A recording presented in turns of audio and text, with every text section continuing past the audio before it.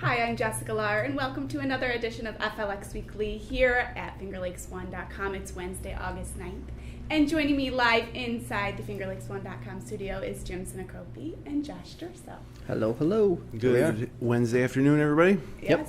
It's good to see you're here and safe after the photos I saw Last week. You were at SAC Wells Country Club. Yep. And the photos. Friday, the Microbursts came through Seneca County. We had pictures from throughout the county, but really the majority of the damage was right centralized on the golf course. We had a dozen trees down and at least another 20 damaged with huge limbs off, and it was a disaster area. And I was on the golf course, and we were tracking the storm on the radar, and it didn't look like anything big. It looked like it was going to slide south of us, and then all of a sudden it turned purple, and you could feel like the air change, and you could hear the winds from before the storm hit. You could hear them to the south. And we were like, we better go in. And so we started driving in, and I'm probably about 200 yards from the clubhouse, it hit. And it felt like the golf cart was going to flip over. Did it really? And as we were driving in, I saw garbage cans like 30 feet up in the air with trash everywhere.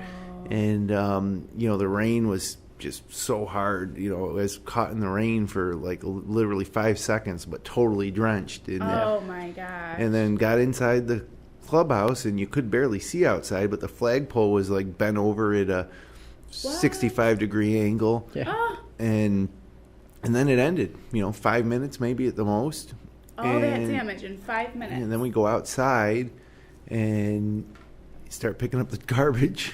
And then you look around and you're like, dang, there's a 40-foot pine tree down on the first hole. And so we went out to survey the damage, and I couldn't believe it.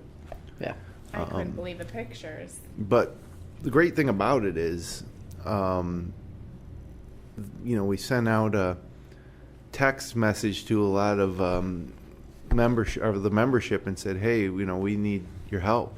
And about 25 people showed up within a half an hour. Yep. And we got to work clearing it out. And then the next day on Saturday, another 30 people were there, some of the same people, some new people. Nice. Yep. And really by the end of the day, or by mid-afternoon Saturday, the course was open and playable, and most of the trees were cleared. Our regular crew cleared the rest on Monday, and a couple bigger ones we had to bring in a company, a tree company to take care of that. But it's actually pretty cleaned up. But I've never seen anything like that storm.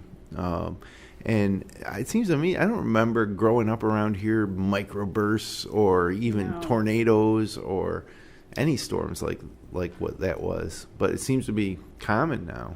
Yeah. It's been an active, the couple weeks ago we had the tornado warning in Ontario County, bad flooding everywhere. The weather extremes seem to be getting more extreme. I remember huge blizzards, like in 92, I think there was one. And the ice storm. The ice storm from maybe, 7-8 years ago, maybe? Mm-hmm. There was one in 1990. Yeah, there was one in the 90s. As well. 92. Yep. Yeah. But it just seems like these localized little severe storms, like the Moravia had trees down earlier this year. Yep. And from that same cell, Romulus and Ovid and part of Eric also were in the path of that storm and saw the same type of damage. But the winds, is from what I had seen, the winds steadily increased as the storm moved north and pretty much peaked right in Seneca Falls around the golf course and then just dissipated after Lake that. State Park had a ton of trees down. Yep. But so were you the last ones on the course to come in from the course, or were there was people actually on the a couple course? of people that stayed out there? Because they probably honestly it was a beautiful day. It was a beautiful day. Like I have a picture from about 10 minutes before. Like it was so nice, I felt compelled to take a picture. Right. Like 10 minutes before the storm hit, and it was just a beautiful sunny day, and then within 10 minutes, it was the biggest storm that we've ever seen down there, maybe. Like so, and it was dangerous to be out there, no doubt. Like I said, we were considering just hanging out there until it passed, and if we had, a big tree fell near where we were, I don't think we would have been in the path. But I mean, a There was also quite a bit of lightning with that storm. That was not just exclusively a wind event, because I was at Silver Creek, and we were watching to the south because we had a tournament out, and we could see the amount of lightning that was striking, and it looked right straight south of the course, right down towards you guys, and that was kind of that half-hour window. And saw lightning and everything. Yeah, and a lot of people throughout the region are probably like, "What are these guys even talking about?" Because it wasn't, a storm that enveloped the whole region. It was a very, very small part. As a matter of fact, I was worried about my house, which is in the former village, which is only about 2 miles away from the golf course. Mm-hmm. I was like, geez, I was worried about my family, my house, my dogs, because we have some trees on our property. And so I called my wife, who was at work, and I'm like, where's our daughter? Have you heard anything? And she's like, what are you talking about? Oh, my God. Yeah. So that's crazy. Well, so glad anyways, everyone is safe. Yes, yeah. Let's hope we have we filled our quota for microbursts this year. If there is such a quota, I hope so. I know. What does our weather look like for this coming weekend? The weather this week looks pretty good. The rest of the balance of this week looks great. And I say it looks pretty good. I remember last week's show saying, hey, it's going to be fine. There's going to be a few pop-up storms. And, and certainly there was quite a pop-up storm on Friday. But this week, Friday, again, just a 30% chance of showers and thunderstorms, mostly cloudy, high near 78. Chance of rain increases overnight to 50%. Should get down to about 64, so it'll continue to be semi-comfortable. And then the humidity moves back in with these thunderstorms on Saturday. It's going to rain Saturday, 70% chance, high near 78. And then the chance of rain goes down overnight on Saturday night, but it will be humid, a low of around 64. And then Sunday, just a 40% chance of a storm, partly sunny, high near 78. And then heading back into next week, it's looking like just a 20 to 30% chance of showers on Monday, sunny, high near 77. So it much like last weekend, it's going to be hit or miss, and hopefully miss for most of us, because we've had enough rain around here and storms. We certainly have, yeah. So. Yeah, and there's quite a bit going on this weekend, so if you don't mind, I'm going to jump into weekend events, because looks like fun stuff.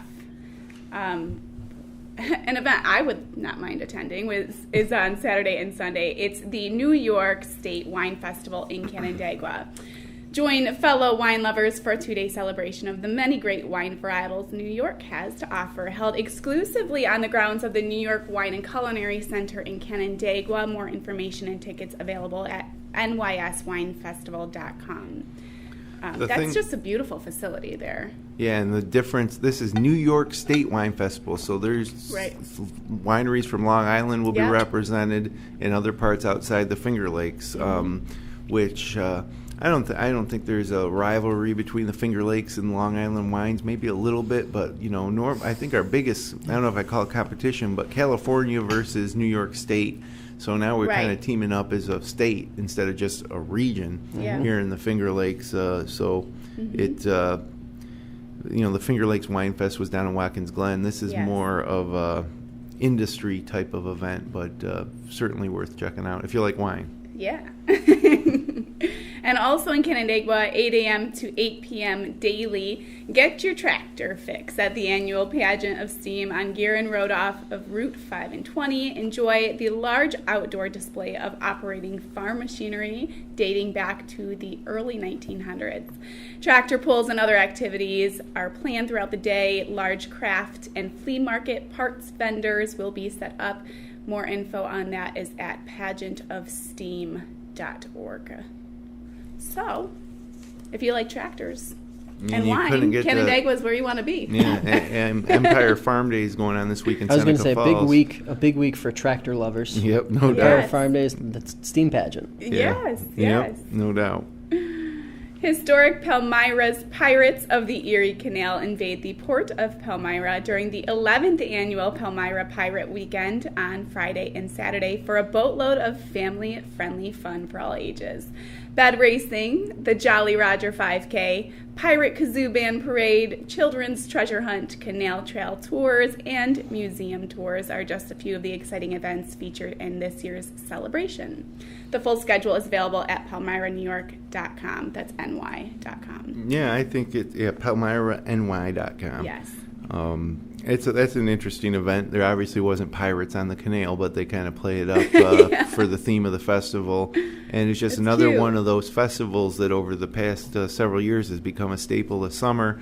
And that's the type of thing you want to bring your kids out to, much like the Sauerkraut Festival last weekend. And so good times in Palmyra this weekend. Yep. Sounds like fun. Also, Donna and the Buffalo will be performing at Inspire More Winery in Naples on Friday night. Mm-hmm. The Finger Lakes Opera will perform Tosca at Canandaigua Academy on Friday night and Sunday afternoon. The new FLX Live venue in Geneva debuts Saturday night with Daniel Ponder and the Tomorrow People. I'm really excited to go in there. Yeah, I think that's a looks fantastic beautiful from the new outside. addition to what Geneva's been trying to do. Yeah. Yes. Oh, yeah. And really, there isn't a lot of bars have bands in and out, but this is why this venue exists. Yeah. Mm-hmm. So, and Yeah. I like the name FLX Live. I don't know if we had a copyright issue here with our podcast. Oh, this is true. All right, and another Doug party with live music at Buttonwood Grove Winery in Romulus on Friday. And they have a lot of live music Saturday too. So yeah, there's tons to do this weekend, man. There As sure usual, is. it's summer's still in full swing, even though we are nearing. Don't there's, say it. Yeah, I won't. I won't. I mean, I love fall, but I can't believe how fast summer didn't start when it should have. So Yeah. All right, well, let's take a look at our top local photos this week. Okay. Mark George photographed this osprey nested above the shores of Cayuga Lake on Thursday afternoon at the park in the village of Cayuga at the northern end of the lake. That's a great shot. NYSEG put up all these stands on the top of their telephone poles or utility poles throughout the area because they were damaging, the wires. So Really? there's tons. I mean, you see them all over these osprey nests. So osprey are pretty cool. Yeah, they're big. Fascinating bird. Bird of prey, right? That's right. Terry Gagliano sent us this cool shot of the lighthouse at Soda's Point as the clouds rolled in last Thursday afternoon. Wow. I believe this is one of those ones that's taller than it is wide. Yeah, it looks more impressive if we could show the whole thing. So you can check that out in our gallery on our site. But plenty of candidates for photo of the week this week. I tell you, there's a good Tons. batch. Good batch. So hold on to your hats here. And some names that I haven't seen in a while also. Yep. Yes. Also from Mark George, Bluff Point taken from the banks of Cayuga Lake in Barrington during the early morning on Friday. Air was cold and these amazing clouds formed in the most beautiful way. It's incredible. That is just That's a shot. If you're gorgeous. standing on top of that hill there, that little mini mountain, you can't see probably. Yeah, that is really neat. Beautiful. The Screw Road Doe in Clifton Springs had twins again this year, and Shelly Lannon has been waiting and watching to finally snap this shot. Oh my gosh. Yeah, mama and the two babies. That is so sweet. Yep. And they're all looking. Yeah, she's got a knack. I don't know. She maybe right before she snaps a picture, she's like, "Hey, look it over here." Smile for the camera. Yeah. Jeez. From Rachel Burkholder, this lone thistle stood out in a patch of Queen Anne's lace in a field of wildflowers near Ovid on Sunday. Interesting that Rachel, it's a great photo, but I don't think a lot of people would even notice to take that photo. Right. But it's pretty cool how that that thistle stands out amongst all the Queen Anne lace. It's a good picture. It is. The lone thistle. It's hard to slip one by Rachel. I She's on know. top of things. She's got an eye for sure. From Nancy L. Wright, a second rainbow attempts to appear across the eastern sky Friday night in the town of Benton. Oh, wow. Yeah. It's tough to see, but That's it's there. beautiful. Yeah, it's Yeah. again, that's after those storms Friday, but just a little rain looks like there in Yates County. That's a beautiful shot. And on Sunday morning in Mike Sargent's Farmington backyard, a young bird receives food from a parent. Oh, Yeah. that's sweet. Good timing. Yep. Really good timing. Rachel Burkholder captured this bee as it popped down for an emergency landing in this flower in Ovid on Sunday. Emergency landing. These photos are all awesome. I know. Like every one of them. Strong winds coming in off of Lake Ontario and Sodus Point Saturday afternoon were creating some 5 to 10 foot waves while swallowing up the pier as seen in this photo from Chris Jine. Oh my gosh. Yeah. Wow. Yeah. Same lighthouse as we had before, just different conditions. Beautiful. Different angle. Wow. It's oft photographed lighthouse at Sodus Point, no doubt. A first for Mike Sargent as he was able to capture a juvenile red-bellied woodpecker in Farmington on Monday. That's a nice one too. Oh Man, my are God. you kidding me I with these believe- photos this week? I believe, if I recall correctly, in the note that he sent along with this, he said it was the first time he was ever able to photograph one of these birds. You're kidding? So, congratulations, As a youngster, Mister. I think he's got some full-grown woodpeckers maybe. I don't know. I thought that's what it said, but maybe. Oh, wow. Either way, bird's got a little personality, that young bird. He does. He sure does. The early morning sun illuminates this dock at White's Point on Seneca Lake in Geneva on Tuesday in this photo by Sally Mannion. I dig it. Great. Yeah, great. That's a Beautiful. very summery photograph right there. Great angle. Screams summer. It's gorgeous. Screams morning. It does, yes. Oh my gosh, I don't know how to pick. I'm stuck between two, I think. Yeah, I mean, I think we could just draw out a hat this week. Every I single know. photo is great. I do have my favorite though, but so if I have to break the tie, I will. But we might have 3 different ones. My vote has to go to the photo of the bluffs in Yates County. That was the, yes. Oh yeah, the one Yeah. with the clown. Yeah. So I was stuck between that one and one other one. What was So the other one? The other one was the second lighthouse picture The rough water on Saturday. by Chris Trine. Yeah, I gotta tell you, I had about 5 different ones, but I think the most unique one this week is the bluff photo It's awesome. by Yeah, that's awesome. who took that one? Mark George. Yeah. Yes.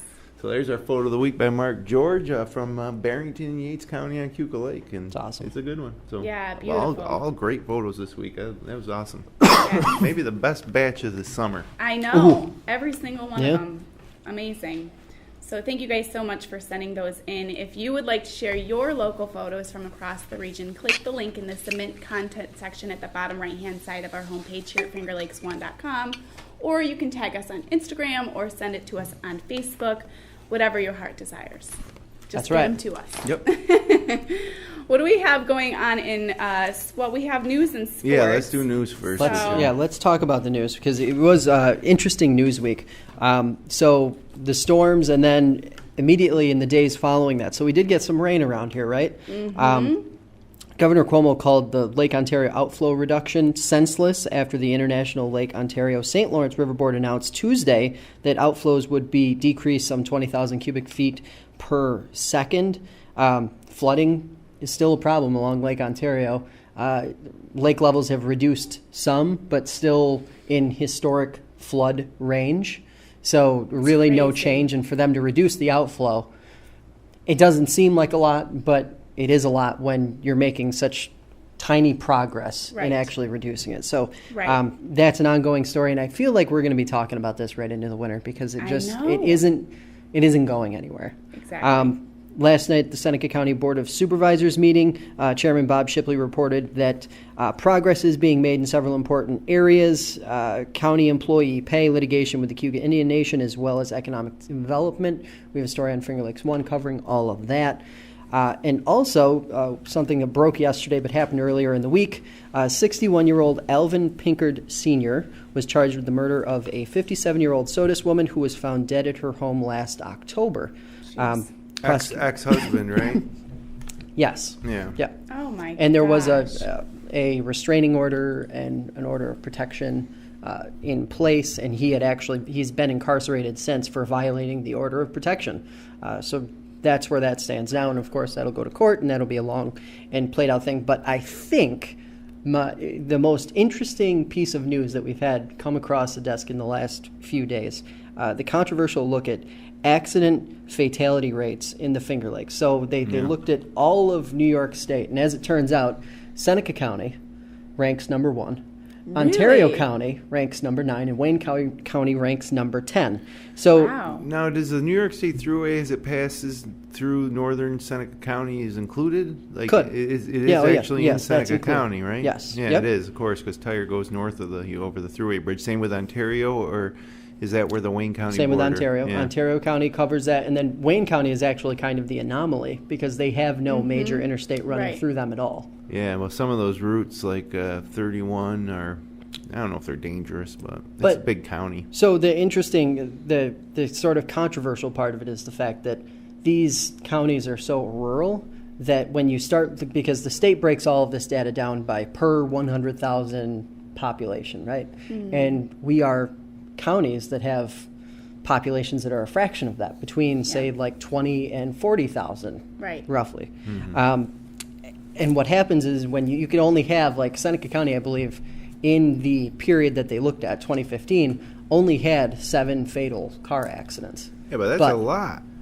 Right, but when you think about, for 1 year, when you start throwing in words like the highest in the state, you instantly make people think, holy crap, it's dangerous for me to even be driving down, County.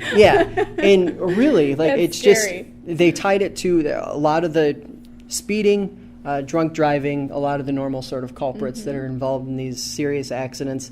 And then I believe around half of the accident victims in Seneca County were passengers in vehicles. So it's all kind of, it's a really interesting report, really interesting to sort of see how that data breaks down, and then also to see how we compare to some of the larger areas also. Yeah, check it out. Read the whole thing. Yep. So I think it's their top story of the moment right now. Yep, I believe so. Site. Also, we should let people know that we had a technical issue for like the past month where so you need to refresh to see latest content. We solved that problem. A little embarrassed by it, disappointed because we update so much, and as people would say, hey, why didn't you update the news today? Well, we did. Hit refresh and you'll see like 30 new stories. Now, the first time you go to fingerlakes1.com, you will actually see the latest. Yeah, it wasn't happening to everybody, but it was happening to a lot of people, and it was actually kind of harder than I thought it would needed to be to figure out, but we got it straightened out. Good. So same thing with the app. Yes. Yeah. Okay. Good to know. Good job. Well, what do we have going on in sports? Well, it's not a busy sports weekend locally, but you got the Yankees hosting the Red Sox Friday, Saturday, and Sunday. 7:05 Friday, 4:05 Saturday, 8:08 Sunday. So Yanks Sox meet up again. The Mets are at the Phillies Friday and Saturday at 7:05, Sunday at 1:35, and then next week, Monday, Tuesday, Wednesday, Thursday, it's Yankees versus Mets. The first two games are at Yankee Stadium, and then Wednesday, Thursday games are at Citi Field. So that's always a fun week when the Subway Series. Yeah. The PGA Championship, the season's fourth major, is at Quail Hollow this weekend. Kicks off tomorrow, Thursday. And then they also announced that they're moving that to May. So the whole golf calendar in 2019 is going to change. And locally, how that affects Oak Hill, who in 2023 is going to host this tournament. It's not going to be in August. It's going to be in May. And we all know what the weather can be like in May. Good luck. But they're going to, they're going to forge ahead with it. They're not like taking it away from Oak Hill. So hopefully they'll be able to push it as late as possible into May. And then other than that, every night this week from tonight to Sunday is NFL preseason football. Not that I care at all. There's nothing I hate more than NFL preseason. I swear I don't like it. Yeah. Why? Because your starters take one snap and then they're gone. Yeah, and you don't want anybody to get hurt. Yeah. That's your primary goal. And it's just you're seeing people that aren't even going to be on the team. And, I mean, it's fine, and all people like to go to it or watch it on TV. I just don't. I'll wait for the regular season. I think football, I don't think you need any preseason. It's just another money grab. Yep. Yeah. I don't think you need any preseason football games to get ready for the regular season, which is you're playing 16 games there. So Yeah. Right. So I don't like it. Syracuse football camp underway as well, and you heard it here first. This team is going to surprise this year.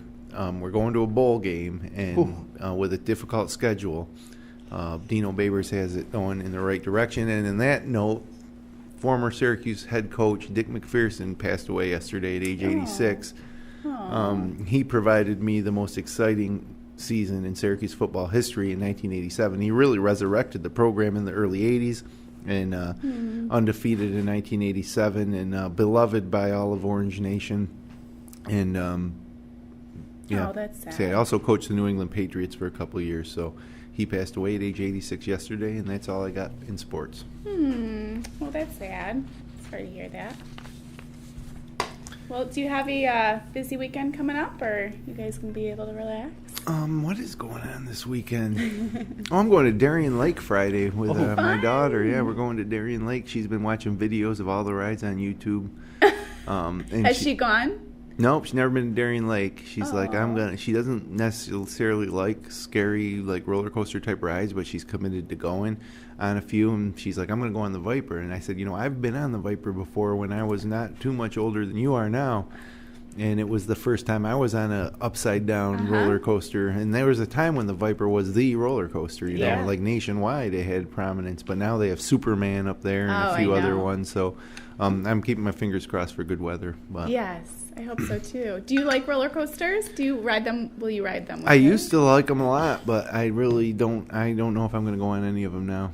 You got to go on one. I might, but Go on the I Viper. have a weak constitution. I don't, I don't want to have an upset stomach for the rest of the day. And I'm also afraid of heights, but not necessarily afraid of heights when you're strapped into something. Right. If I was like standing on the edge of a cliff with nothing restraining me and I was just standing there, that would really freak me out. But to be in a roller coaster where you're bound in, I'm not scared of the heights there, but I am worried about getting ill and ruining the day.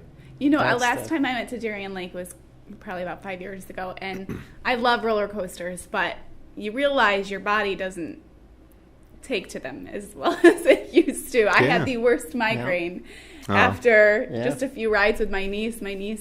We took my niece every year, my friend and I, and oh my gosh, I thought, okay, I can't. I'm ready to go home now. I used to love them. I just ride them over and over again, get back in line. And 2 years ago at St. Anthony Festival, my daughter wouldn't go on one of the tilt-a-whirl or something like that. It was not the tilt-a-whirl, but one of those that gets you some G-force going. And so to get her to go on, and I went on it, and it was horrible. Yeah. I'll never do it again. It's like the teacups. I was sick for the rest of the night. Anyone who would ever want to do any of that, it's just... They'll get you. They're just day ruiners. That's all they are. Day ruiners. Yeah, I agree. I guess you learn the hard way, and then you know not to do that again. Yep, I've passed that point for sure. So. Hey, one last thing, Canal Cup, we talked about it last week. We actually tied, which means that Seneca Falls Country Club retained the cup for the 14th straight year, but it went right down to the end, and two of the longtime legends of each course were squared off, and Mark Hillwood brought home a birdie on the last hole for SFCC to barely retain the cup. Oh, boy. And so 2 years ago, it was at the country club, it was a blowout, and this year it was as tight as it could be. So we'll see what happens next year. Hopefully it'll bring back a little of the old luster that event used to bring, because it was very, very close. Oh, good. Sounds like it would have been fun to be there and witness it. All right, take us out of here, Jess. All right. Well, thank you so much for joining us today. If you'd like to drop us a line, send an email to contact@fingerlakes1.com. If you enjoy the show, click like, subscribe to our channel. We'll be back next Wednesday afternoon for another episode of FLX Weekly. Whatever your plans this weekend, make sure you enjoy. Bye.